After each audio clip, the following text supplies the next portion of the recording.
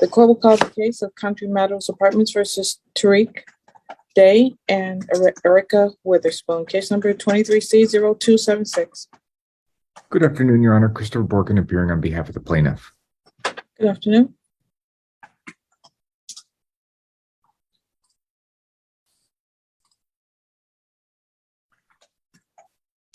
Hello. Hello, we can hear you, Mr. Day. Please state your name. Can you please state your name, sir? You hear me? Yes, please state your name. Hello. Can you hear me, Mr. Day? I was going to respectfully request it. Was there? Can we please escrow- let him say his name first? Yes, absolutely.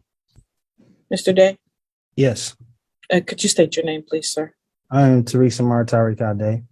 Thank you, sir. All right. Your Honor, was there escrow ordered in this case?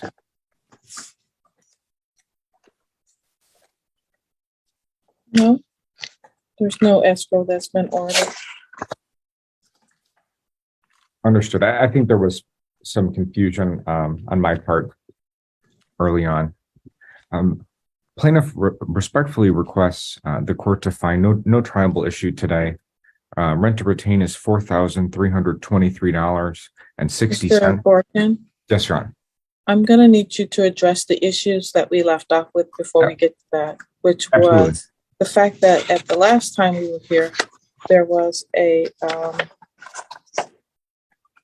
Ypsilanti Township property code violation notice that was posted, and we didn't know the details of that or the status of that. Yes, Your Honor. I did investigate that further between last hearing and today. There were two items that the city requested fixing in Mr. Day's apartment. One was a gash in the kitchen floor. They requested that be fixed or replaced because it was a tripping hazard. And the second item was a gap between the window and the windowsill or somewhere in the window or window frame. They requested those two items to be addressed. They have been addressed, Your Honor. The floor was replaced on the 4th of April, and the gap in the windows was fixed today.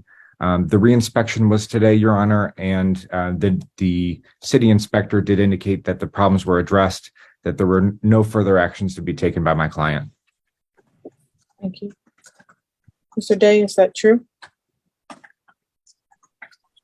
Are we addressing the my claim Today. for the Mr. Day, could you please answer the question about whether that is true or not? the floors were fixed, but the windows were not.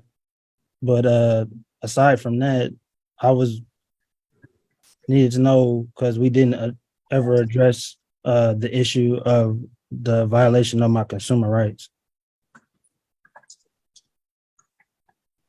Your Honor, the city did indicate that the windows were fixed to a satisfactory point where they requested no further action be taken. Okay. May I speak or whenever you're allow? I can wait. Thank you, sir. Mr. Borkin, you may proceed. I'm sorry, Your Honor. I was closing my door. Could Mr. Day repeat the last thing he said? Mr. Day, I can he wait. said he could wait later to talk, is what he said. He wants his opportunity to speak. That's all he was saying. Understood. Thank you, Your Honor. May I proceed with the facts of the rental arrearage? You may. Rent to retain is $4,323.60. Court costs are $158, totaling $4,881.60. Plaintiff respectfully requests the court to find no triable issue today. Thank you. Mr. Day, your turn. I would like to address the violation of my consumer rights. I wasn't given full disclosure. The primary violations are, sorry, I wrote them down. I'm sorry. There they are. The primary one was the the right to consumer education, as well as the right to be informed, which also alludes to my right to choose. I wasn't given full disclosure upon all the information of the contract. I was not told about my right to the education of the consumer transaction that was going to be taking place.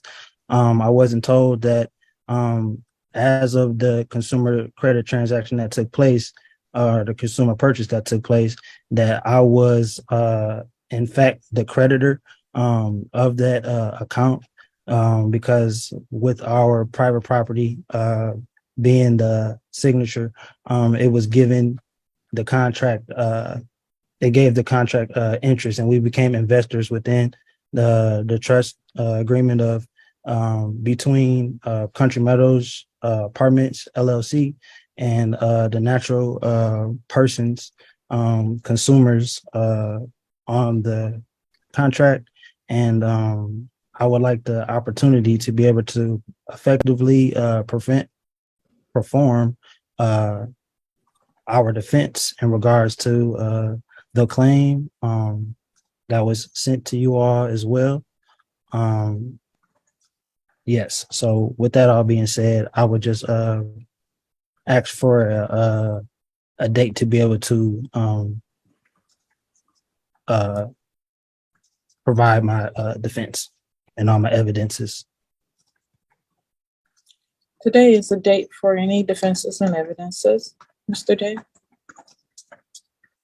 I was not told that. All you said about this meeting was that we'll be speaking on the corrections of the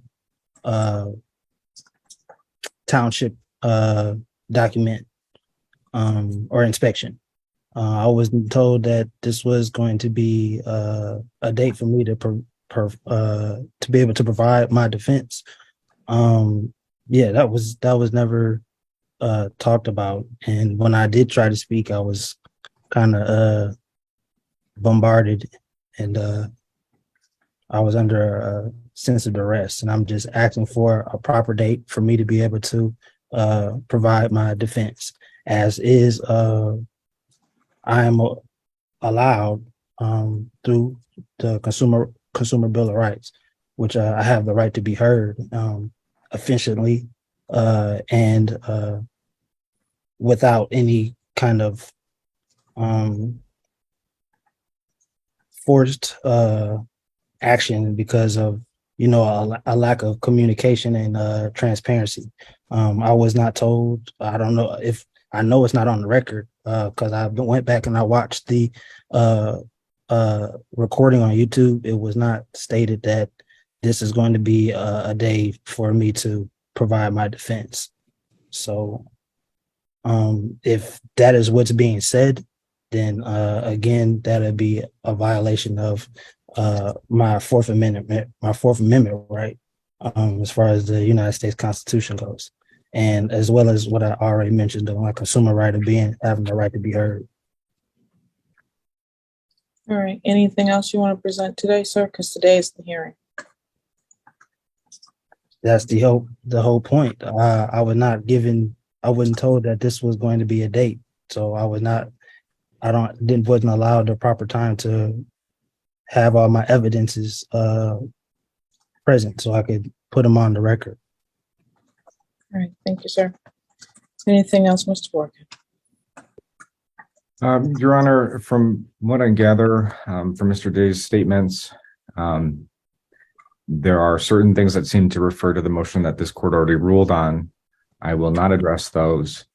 There do seem to be things along the lines of what Mr. Day was told in terms of his rights as a person signing a lease in Michigan.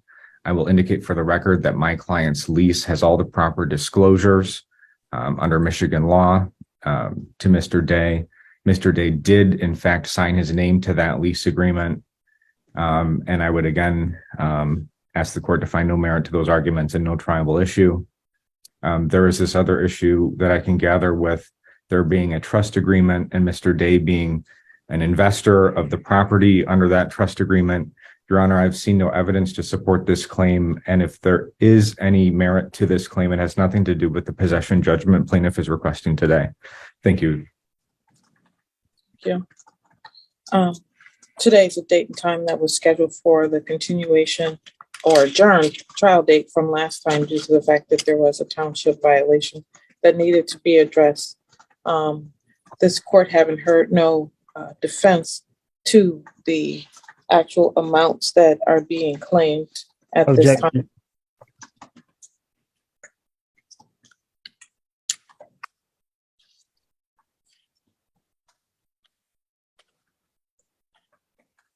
Today, why are you interrupting me, sir? You're stating that the court doesn't have any defenses or haven't heard any defenses from me, and I have the trust agreement, the equitable ownership of the property, as well as equitable ownership of this account. And I can provide the certificate of trust, which states that the property is within the trust and has been conveyed to the trust. And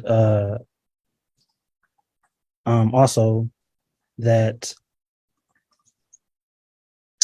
in regards to the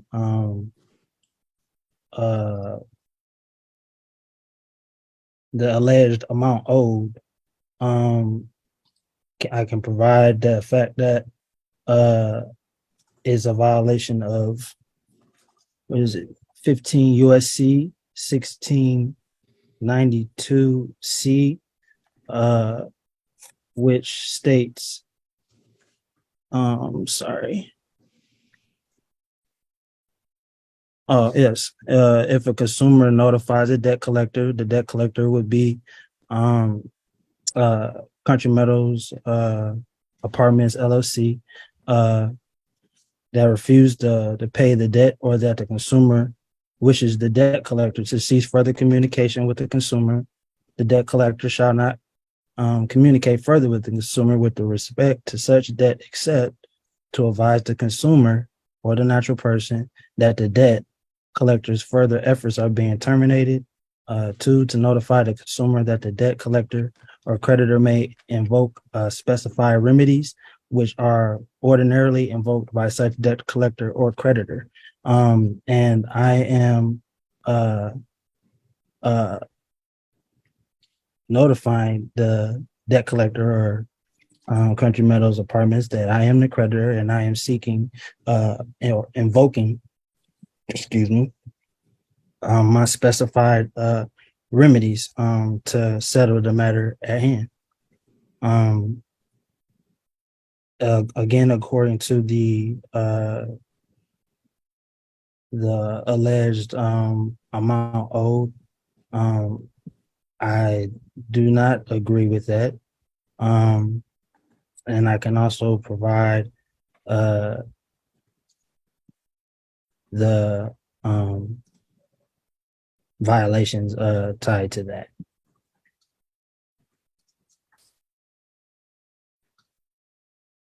Violation, sir. The first would be, I'm sorry, I'm trying to get it all together. As I stated, I wasn't given notice to have this all concise. You'll give me a brief moment.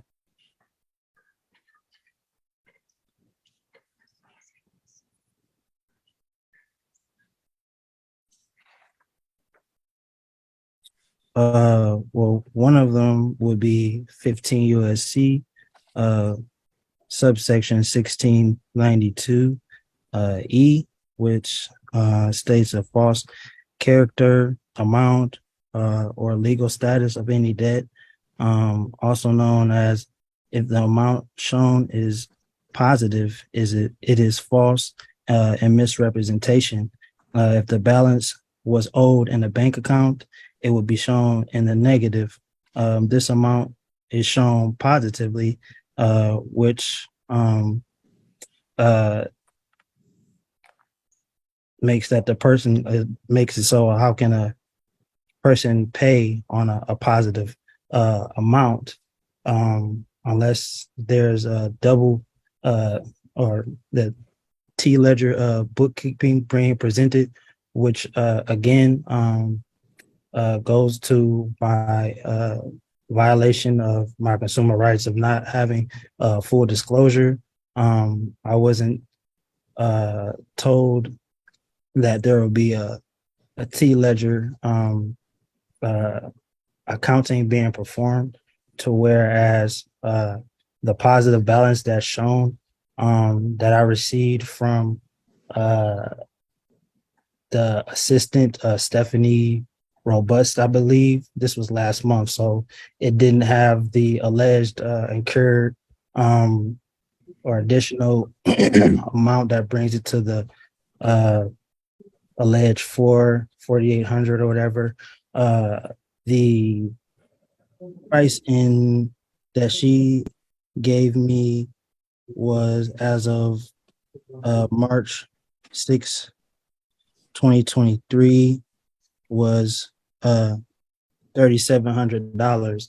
And as stated in 15 stated in 15 USC 1692, if the balance were to be viewed in a bank account, it would be negative. So if I were to receive a correspondence from or a bill from Country Meadows Apartments, it would have that the alleged balance owed would be a positive balance and not a negative balance, which again is a misrepresentation of material information.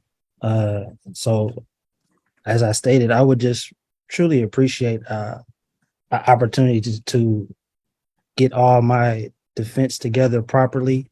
You stated this was going to be a continuation to the matters of the township violations. And again, I was not given proper insight or I'm sorry, the term leaves my mind, but I wasn't given proper notice to have my defense prepared. Also, to the point of Mr. Borkin saying, excuse me, that the contract or the lease is up to Michigan standards. There were a few violations of the Truth in Lending Act and the Landlord Tenant Act of Michigan within that lease. One being, I'm trying to remember off the top of my head because I don't have it in front of me. But one in particular was a waiver of trial by jury, or which is a not a priority, but it is I guess a precedent, for lack of a better term, of a right that cannot be waived, or cannot even be pushed into a lease agreement because it's a violation of the Landlord Tenant Relationship Act of Michigan. Also, to the point of, it talks about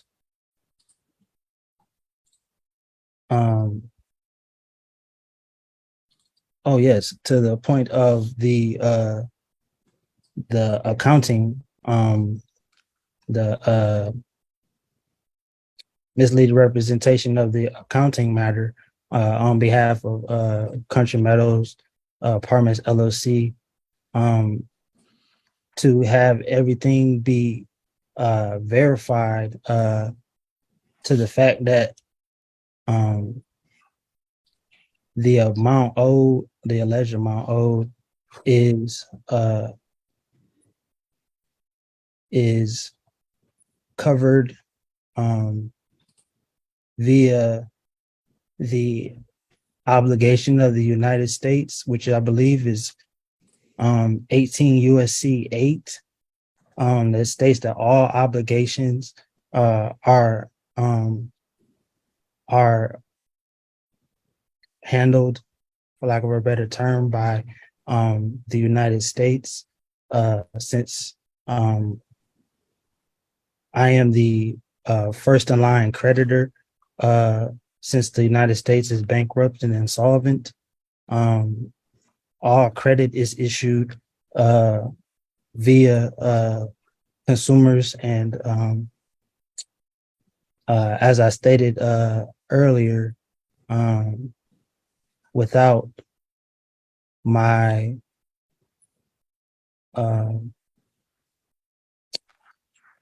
without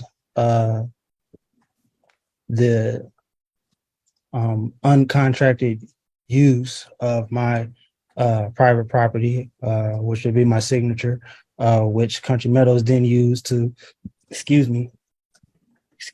to invest within itself without giving the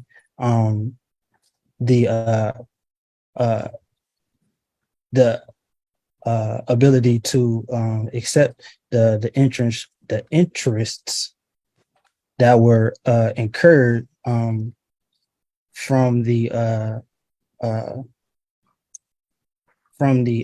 investment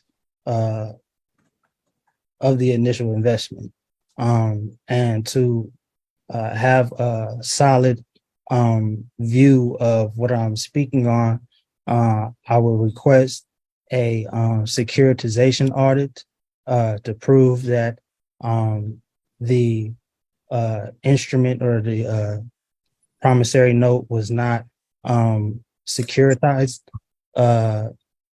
which, if proven, it would show that securitization is a voluntary act of destruction, and which would mean that the contract was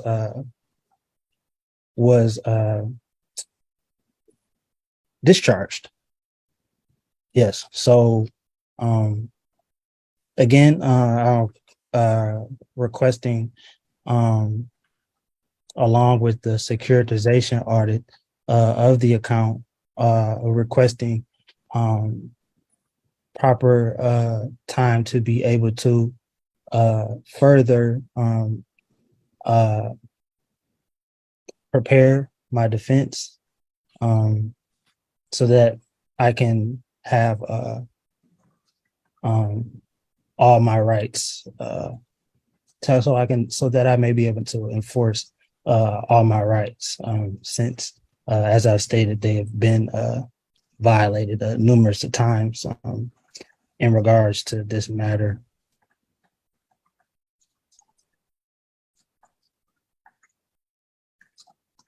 All right, are you done, sir? Not really. If I'm allowed to gather my information, then yeah, I'm definitely not done. If that's something I can do now, then I can get all my evidences together, and then be able to present my defense, which currently I'm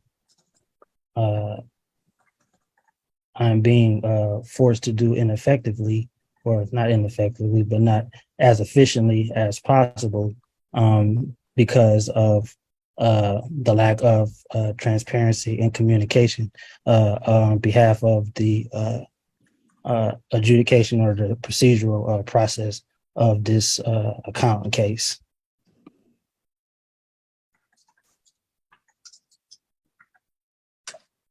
How long do you need to gather whatever it is you're gathering, sir? Well, honestly, I was able to. Okay. I'm sorry. Today. Well, maybe like probably a couple hours, 3 hours. Sir, that's not happening. Well, I mean, that would only. See, this is what took place last time when I spoke to the fact that you're showing impropriety, which is a violation of judicial procedure. And all I'm trying to do, I'm not here to be a enemy of the state. I'm a friend of the court, and I'm simply here to settle the matters that have been brought to the public, which it should have been handled privately from the get-go, which I attempted to initiate, which was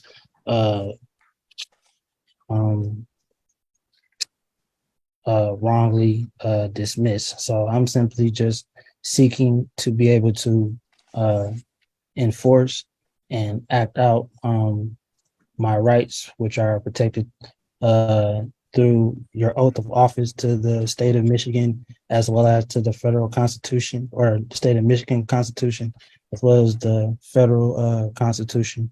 And I am seeking to enforce my rights that are protected through both the United Nations Declaration of the Rights of Indigenous Peoples and the American Declaration on the Rights of Indigenous Peoples, which states that all state agencies, I'll pull up these specific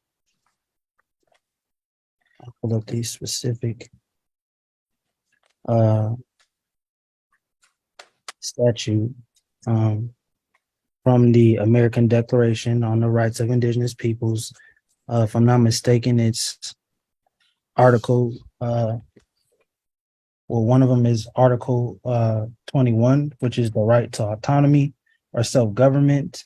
Indigenous peoples, which I am, in exercising their right to self-determination, have the right to self-autonomy or self-government in matters relating to their internal and local affairs, as well as ways and means for financing their autonomous functions.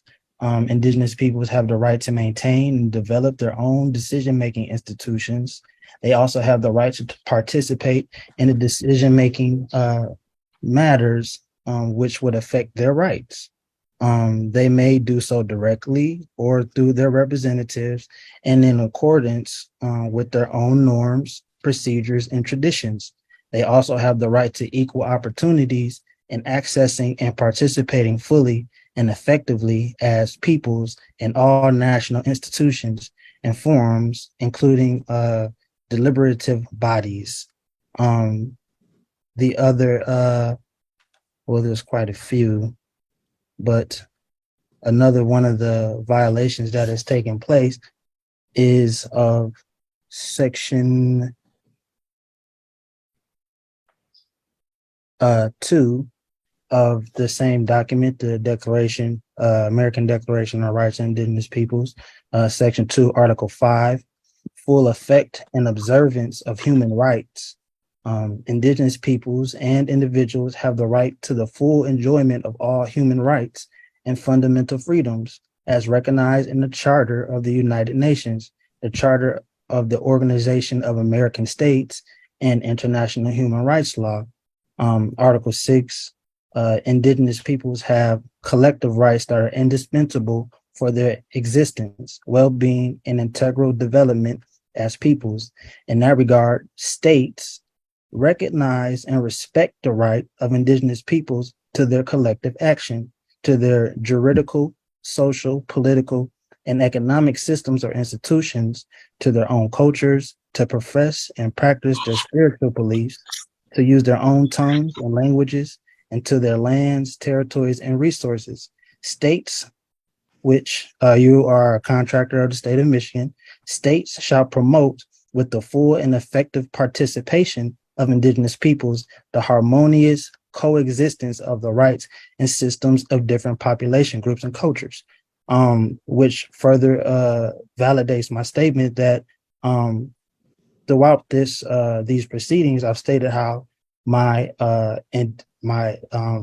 international rights are being violated, my human rights are being violated, my consumer rights are being violated, the rights that are protected through the constitutions in which you took an oath to uphold are being violated, and your actions, not to say that you intend to have done this, but your actions have been violations of those rights. And as I stated, I'm not here to, be an enemy. I'm just simply here to have a true and rightly presented defense, so that it can be shown that so that I can show the facts that are taking place. Also, to the point of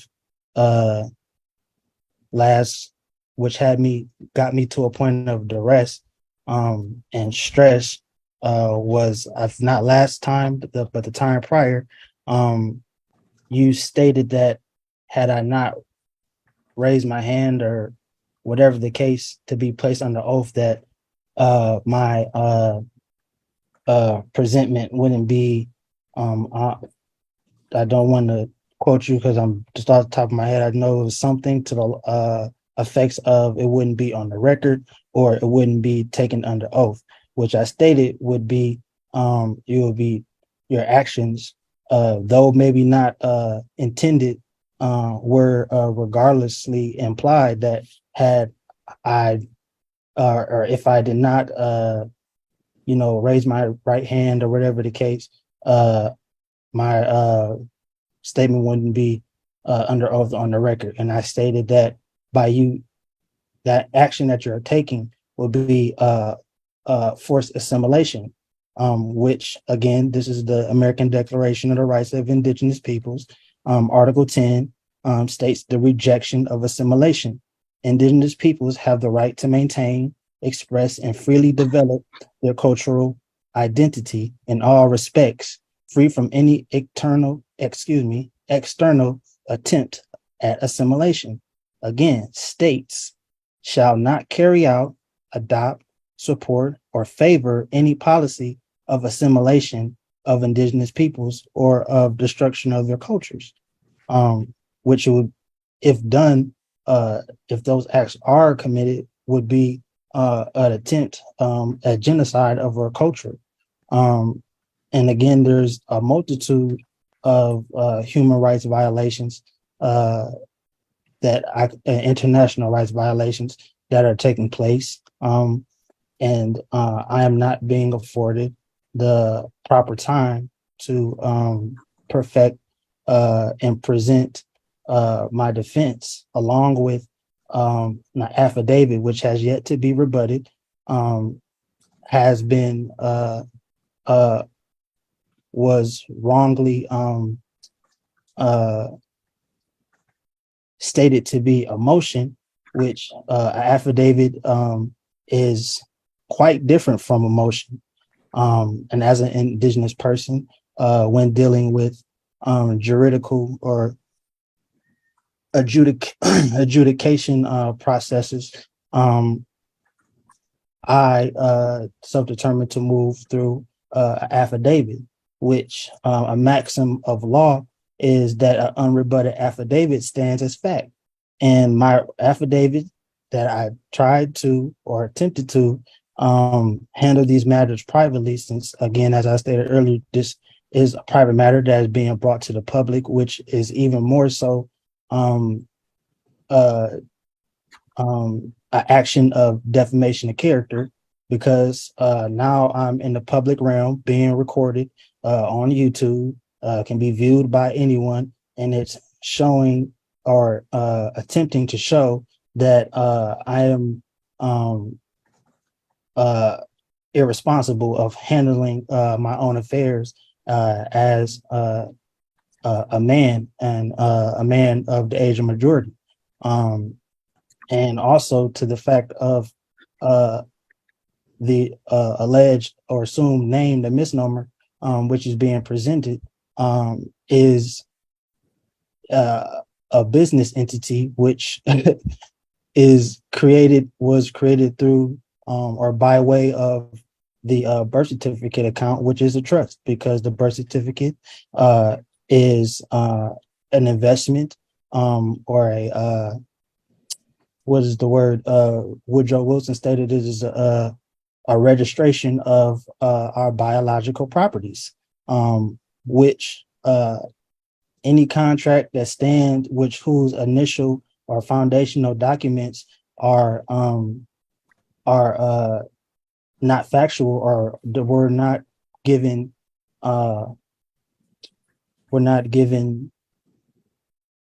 excuse me, if the foundational documents of a contract were void, it voids the entire any and all contracts that come from that initial contract. And with that being stated, you all, the court and the plaintiff, are trying to or attempting to use a fictitious entity, a misnomer, to identify me as the flesh and blood man. I am a child of God, a child of Allah, first and foremost, before anything. And as it says in Philippians, I'm a citizen of heaven, first and foremost. And I am a part of the original trust relationship, which stems from God, Allah, being the grantor of all things, and who gave man granted man the position of trustee and beneficiary over the earth, as stated in Genesis 2:20. God granted man the dominion over all things of the land, water, and air. And I am a man who has dominion of all those things. And what is taking place is a situation where I, the flesh and blood man, is being put on the same standing as an artificial person, which I am not. I'm a flesh and blood man, come from the womb of a mother, and the all caps name that is being used to proceed within this case is actually artificial entity.